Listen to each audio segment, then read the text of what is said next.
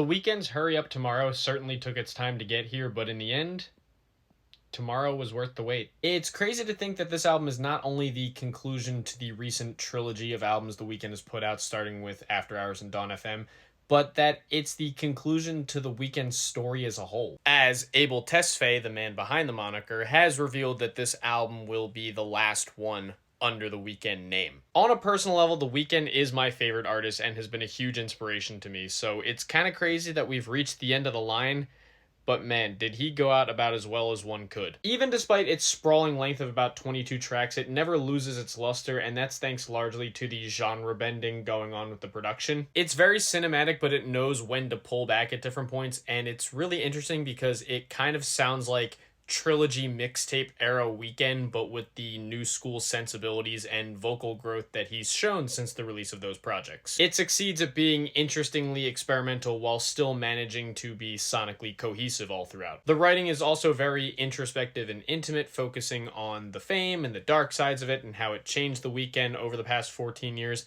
But it also takes an interesting turn. Following After Hours being The Weeknd's death and Dawn FM being the purgatory, this record feels like The Weeknd is stuck in the infinite loop, but Abel himself has kind of washed the sins of his persona and is finally freed. Listening to this album was honestly a bit of an emotional experience for me. As I mentioned, he's my favorite artist, but it was great to see that Abel got to end the Weeknd story on his own terms instead of letting the character flame out. And it's even better that The Weeknd got to go out with such a fantastic album, so much so that on my rating scale, it's definitely going to get an excellent for me. Salute to The Weeknd, my favorite artist and a huge inspiration. Thank you for all the incredible music over the last 14 years.